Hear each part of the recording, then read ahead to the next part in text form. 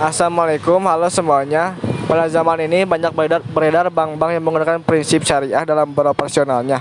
Salah satunya adalah Bank BSI ini, yaitu salah satu bank terbesar di Indonesia yang menggunakan sistem syariah dalam beroperasionalnya.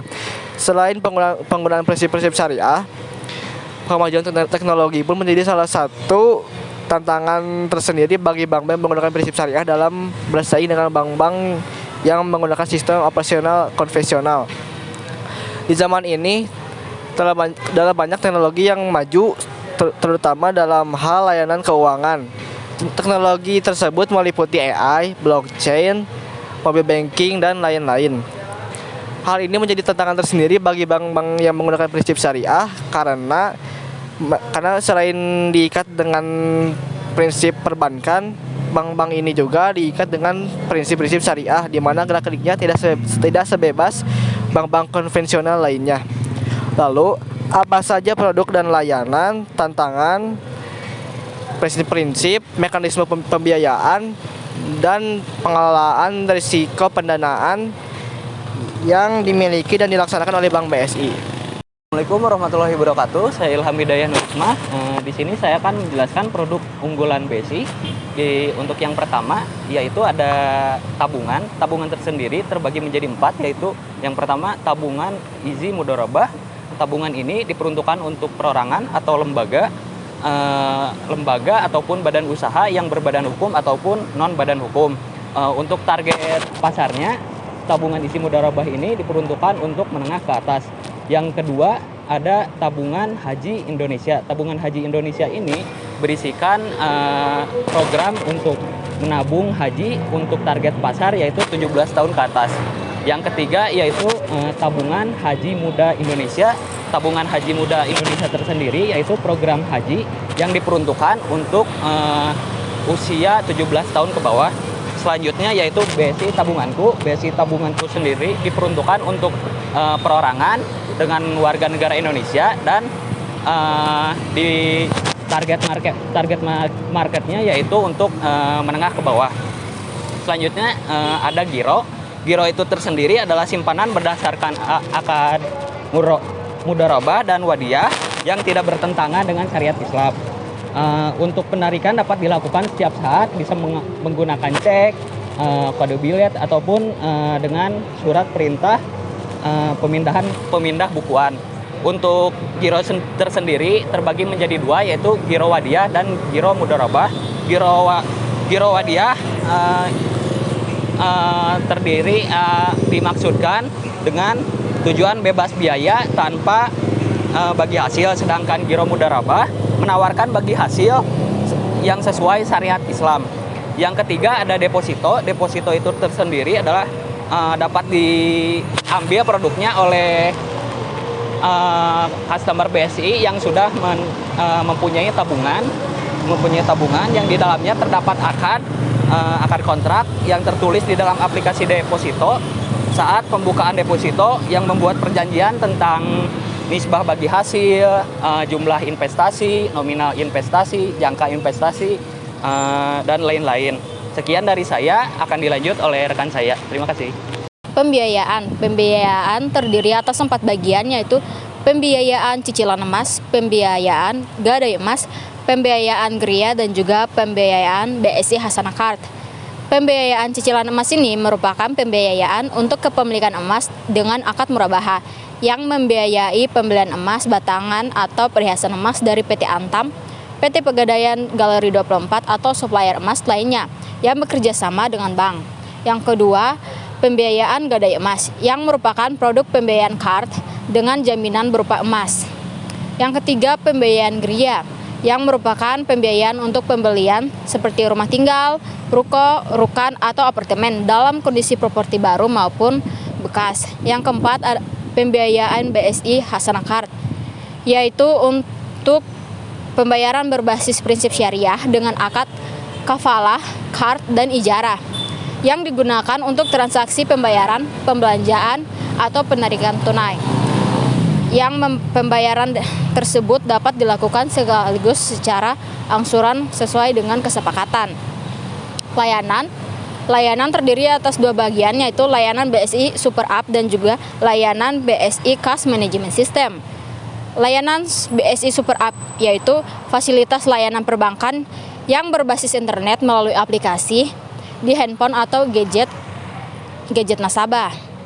Yang kedua, layanan BSI Cash Management System yaitu merupakan layanan cash management untuk akun payable management, akun receivable management, akun liquidity management, akun administration, dan juga information.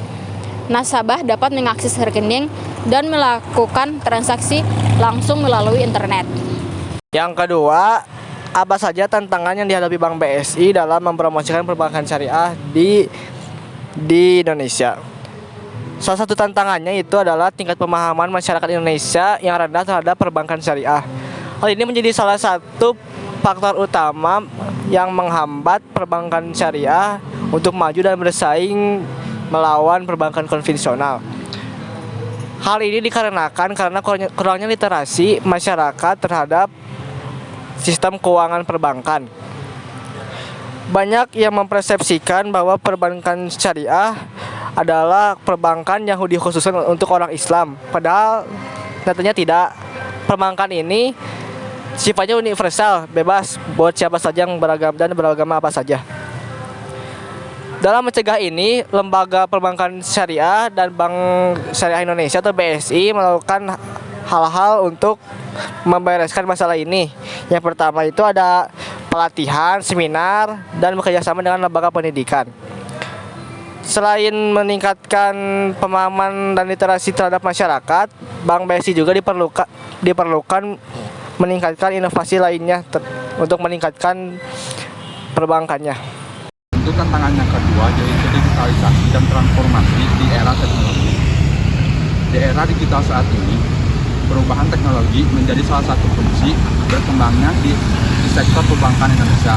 Salah satunya termasuk perbankan syariah. BSI mengambil langkah strategis dengan mengintegrasikan teknologi ke dalam operasionalnya. Salah satu inovasi terbesar BSI yaitu meluncurkan aplikasi BSI WhatsApp. BSI WhatsApp adalah aplikasi untuk memudahkan nasabah melakukan transaksi dan mengakses informasi tentang produk syariah dengan fitur yaitu QRIS untuk memudahkan nasabah melakukan transaksi merchandise di berbagai sektor lain. Transformasi digital juga membawa ancaman yaitu tentang keamanan data. BSI telah menerapkan keamanan tingkat lanjut seperti enkripsi data, autentikasi ganda, dan melakukan audit secara rutin. Melalui inovasi dan informasi yang berkelanjutan, BSI mampu mempertahankan posisi terdepan dalam industri perbankan syariah Indonesia. Digitalisasi menjadi kualitas bagi BSI untuk menghadapi tantangan masa depan sekaligus memenuhi kebutuhan nasabah yang semakin dinamis. Bank Syariah Indonesia telah menetapkan kebijakan manajemen risiko untuk memastikan operasional yang berkelanjutan. Kebijakan ini mencakup proses terstruktur dalam mengidentifikasi, mengukur, memantau, dan mengendalikan risiko. BSI juga mengembangkan sistem informasi manajemen risiko untuk analisis risiko secara real-time, memungkinkan mitigasi yang tepat waktu. BSI juga berkomitmen mengelola risiko operasional, kredit, pasar, dan lainnya demi melindungi kepentingan nasabah dan pemangku kepentingan. Dengan demikian, BSI tidak hanya mematuhi peraturan yang berlaku, tapi juga memperkuat posisinya sebagai bank syariah yang terpercaya. Prinsip-prinsip syariah dalam seluruh tanggung jawab sosial yang diterapkan oleh BSI antara lain tidak ada riba atau bunga, larangan goror atau ketidakpastian, larangan maisir atau perjudian, keadilan dan kesetaraan, dan akad transparan. Penggunaan kontak syariah antara lain tabungan bagi hasil, inovasi produk, pelatihan nasabah, dan dukungan UMKM. Yang kelima, BSI mengelola resiko pendanaan dengan strategi komparatif atau mempertimbangkan sifat perbankan syariah yang tidak menggunakan bunga ataupun riba saat bertransaksi. Adapun pengelolaannya, yang pertama itu diverifikasi produk, yang kedua itu manajemen likuiditas, yang ketiga itu manajemen resiko BSI, yang keempat itu pengelolaan biaya, dan yang kelima itu manajemen resiko kredit.